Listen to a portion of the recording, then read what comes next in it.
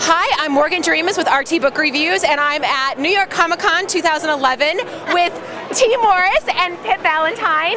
Welcome to the crazy.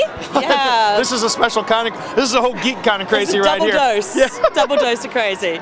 Well, I have to ask you, as professional authors in the steampunk movement, and you know more than anybody about peculiar occurrences, since that is your series, The Minister of Peculiar Occurrences, is this peculiar right here, Comic-Con?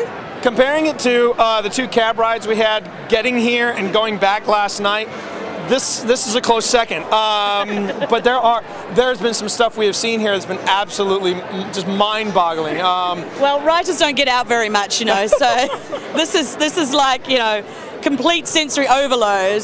This is an ADD circle of hell. I mean, it's like we were running late for our signing, and I feel like I was like Hudson in Aliens. I was going, just keep moving, man, just keep moving. Well, stay on target, stay on target. You know, don't look back, don't look back. Don't let go, Jack. No.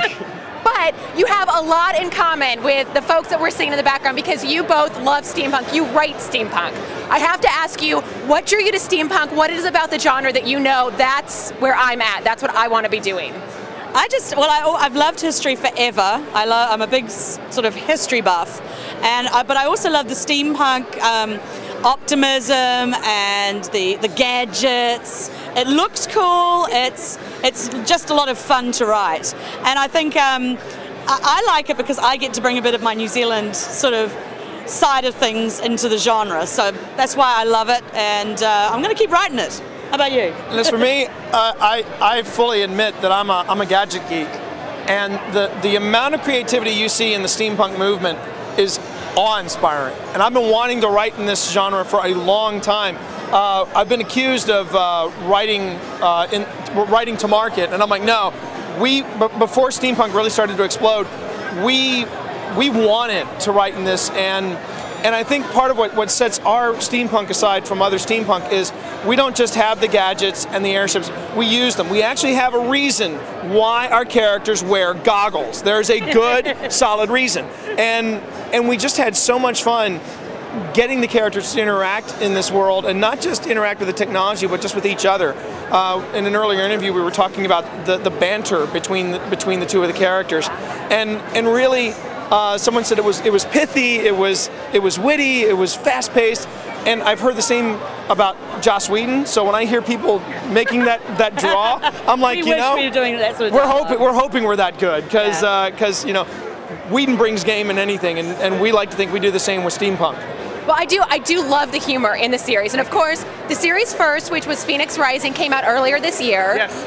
Excellent story, and like you said, you've got the goggles, you got the airship, but what really intrigued me was you've got your two main protagonists, and it's really funny because it's Books and Brawn, but Brawn's the girl. We've got Eliza, she's the girl. She's like this kick-ass agent who can like go into any situation and like fix it, although her fixing is usually blowing things up. Yeah.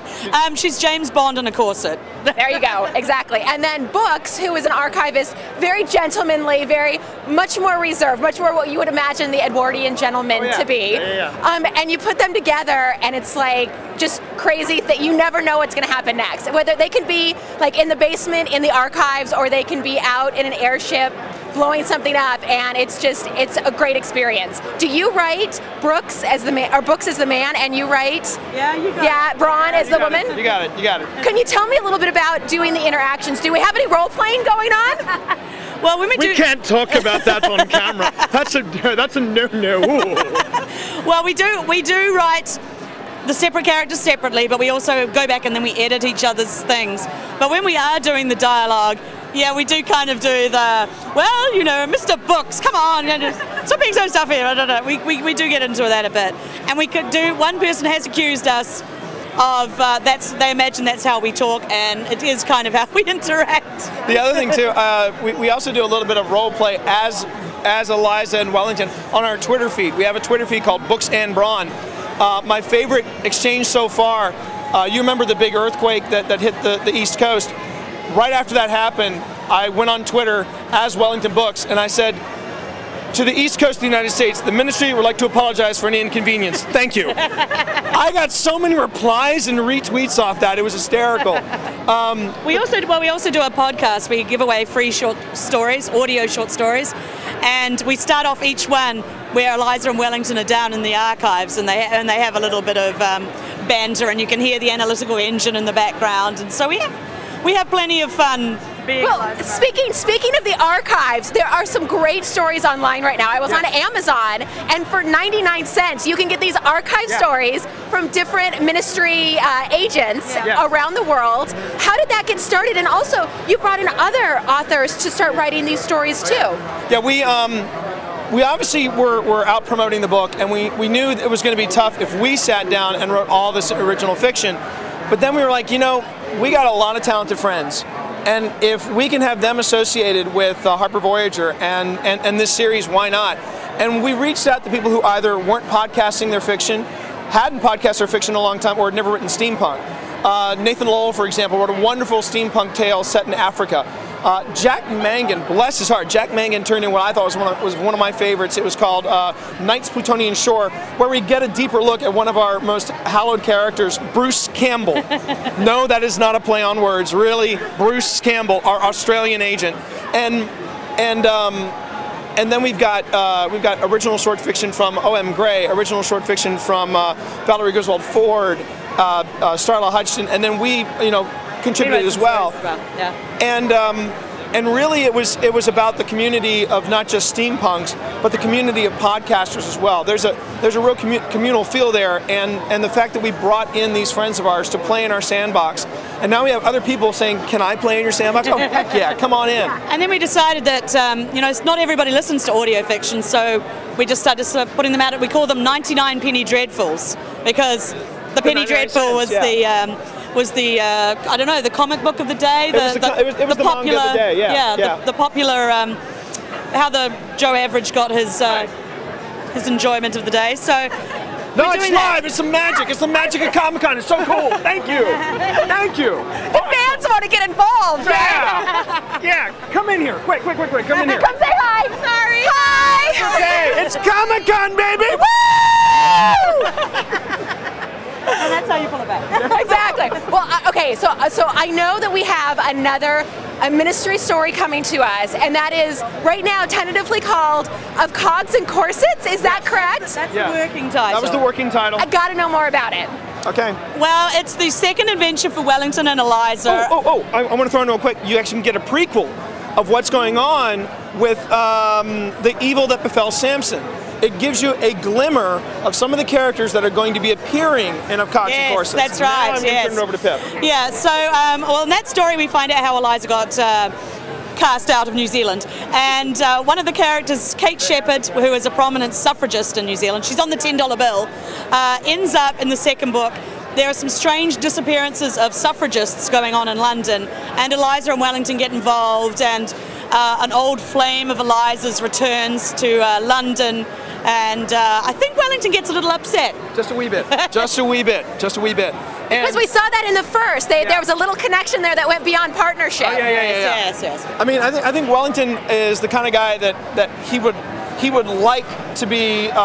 He would like to find that special someone. But the last special someone, not giving away too many spoilers, but the last special someone got him into some trouble, and so he's a little gun shy. This second book, it goes into a very different direction, and we're real happy with it. I mean, we're real happy with the way it. I'm trying to think of the best way to describe it. It is steampunk suffragettes, but it is. It goes into. It's not as lighthearted. There's a little more of an edge, I think, to Of Cogs and Corsets. Yeah, and Wellington starts to show a little bit more of his previous life coming back, and things